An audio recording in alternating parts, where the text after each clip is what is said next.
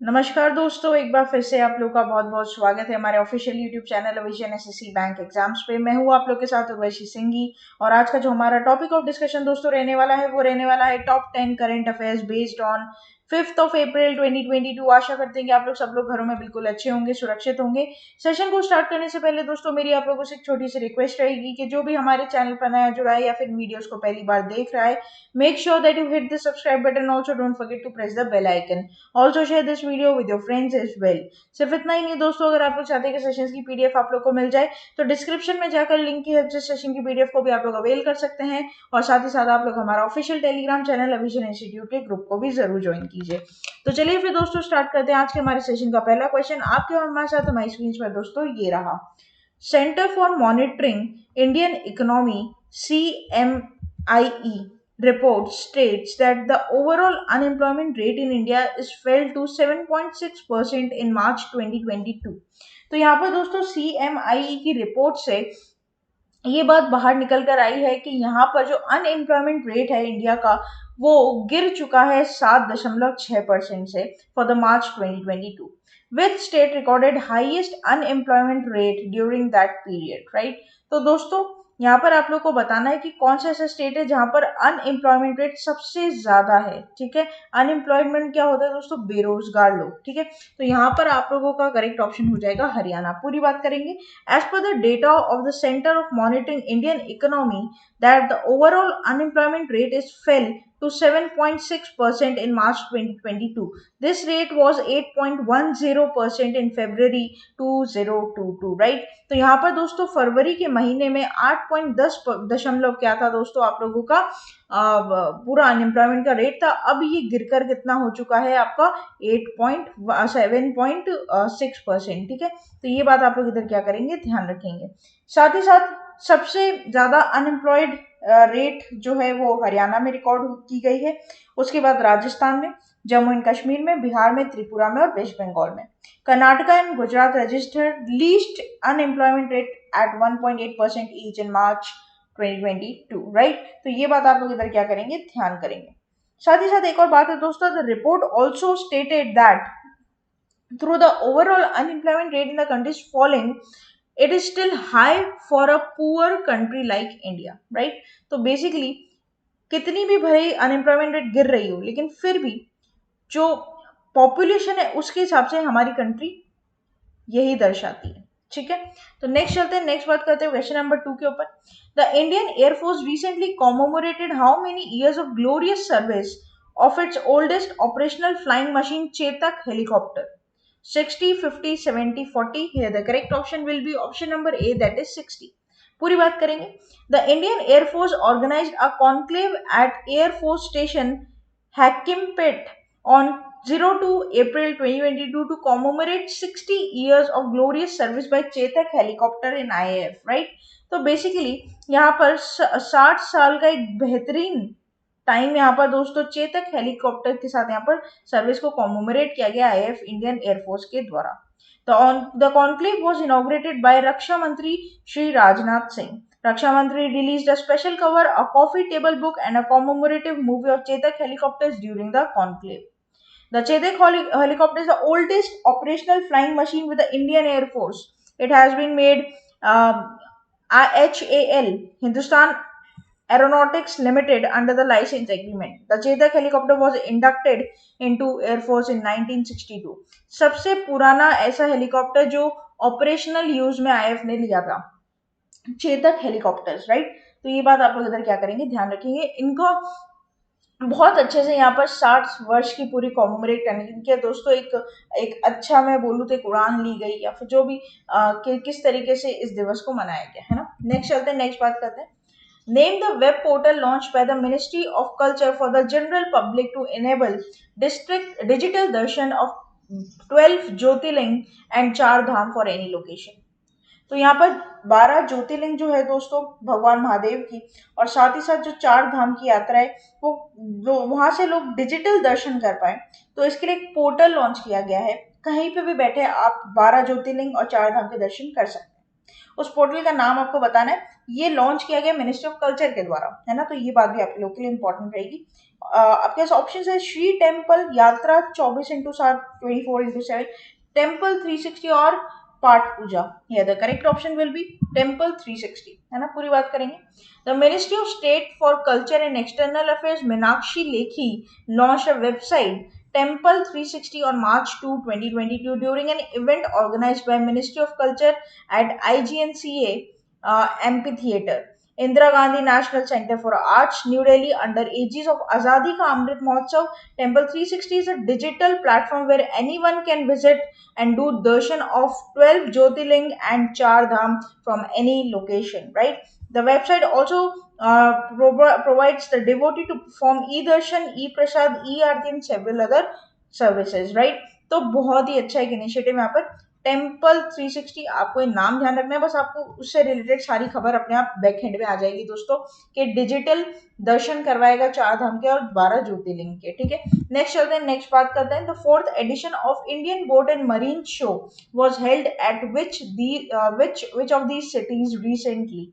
Panji, Kochi, Gandhinagar, Mumbai. है the correct option will be option number B, that is Kochi. पूरी बात करेंगे।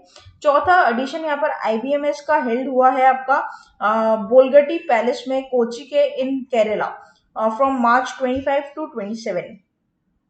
IBMS is India's only and the most influential boat marine industries related to exhibition. The event was organized by Kochi-based Cruise Expo, right? About 45 exhibitors of all over India and 2 international exhibitors participated in this expo, right? तो ये बात भी आप लोग इधर क्या करेंगे, ध्यान रखेंगे, इंपॉर्टेंट रहेगा। नेक्स्ट चलते हैं क्वेश्चन नंबर 5 के ऊपर। एज पर FICCI, what is the estimated GDP growth rate projection of India for the financial year 23? Options are there on your screen. Correct will be 7.4%। पूरी बात करेंगे। FICCI का पहले फुल फॉर्म जानेंगे, the Federation of Indian Chamber of Commerce and Industries. इन्होंने estimate किया है GDP growth दोस्तों कितना, 7.4% in the financial year 23। The FICCI Economic Outlook Survey was released on April 3, 2022। Basically जो राइस प्राइस हुए हैं यूक्रेन और रशिया के कॉन्फ्लिक्ट की वजह से, एक बिग चैलेंज यहाँ पर पूरा ग्लोबल इकोनॉमिक रिकवरी के ऊपर है, क्योंकि ये दो देशों के जो वॉर हुई है दोस्तों, कॉन्फ्लिक्ट हुई है, इससे सब जगह, एक तो आपके मैं बोलूँ तो सैंक्शंस लगे हैं, तेल के प्राइस बढ़े, पेट्रोल डीजल सब कुछ बढ़ चुका है। तो बेसिकली उस चीज को इकोनॉमिक सर्वे या फिर आप ले लो इकोनॉमिक रिफॉर्म्स को वापस से अपने लाइन पे आने पे थोड़ा टाइम तो लगेगा दोस्तों। तो एक बहुत ही बिग चैलेंज यहाँ पर इस वॉर की वजह से यहाँ पर पूरे वर्ल्ड को फेस करना पड़ा है, ठीक है। नेक्स्ट चलते हैं। How many agreement have been signed between India and Turkmenistan during the visit of President of India to Turkmenistan, right? 4739 है, the correct option will be 4। पूरी बात करेंगे। India and Turkmenistan witnessing signing 4 agreements on April 2 during the state visit of President Shri Ram Nath Kovind to Turkmenistan. He is the first ever president of India to visit independent Turkmenistan. The agreement was signed in the presence of Indian President Mr. Kovind and Turkmen President Sardar Berdimuhamedow, right? तो यहाँ पर जो ध्यान रखने वाली बात है, India और आपका जो टर्कमेनिस्तान है उसके बीच में दोस्तों 4 अग्रीमेंट साइन किए गए हैं। साइन करने वाले कौन है, हमारे राष्ट्रपति रामनाथ कोविंद, है ना। नेक्स्ट चलते हैं, नेक्स्ट बात करते हैं हम लोग क्वेश्चन नंबर 7 के ऊपर। Name the new managing director roped in for the Delhi metro rail corporation. Options are there on your screen. Correct will be Vikas Kumar. Now this is important, Delhi metro rail corporation के नए MD appoint हुए हैं Vikas Kumar. Kumar is 1988 batch officer of Indian railway traffic service. He succeeded Mangu Singh. इन्होंने succeed किया है मंगू सिंह को, जिसका tenure 31 मार्च 2022 को खत्म हो चुका था। Kumar is the 3rd managing director of DMRC after E Sreedharan and Mangu Singh. He will hold the post for the next 5 years, right? तो ये एक important appointment आप लोगों के एग्जाम पॉइंट ऑफ व्यू से रहेगा। नेक्स्ट चलते हैं। Name the player who has won the female single titles of the 2022 Miami Open tennis tournament.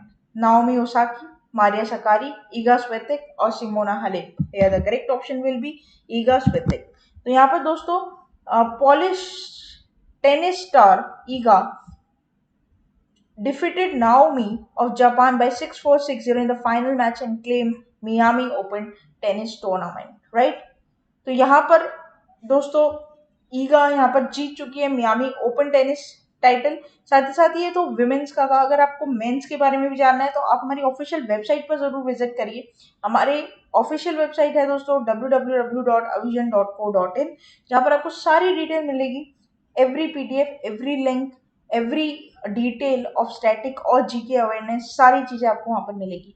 साथ ही साथ आप हमें मेल कर भी अपनी क्वेरीज को या कमेंट बॉक्स में अपनी क्वेरीज लिख दो ताकि हम लोग वहां पर भी आपको आंसर कर सके।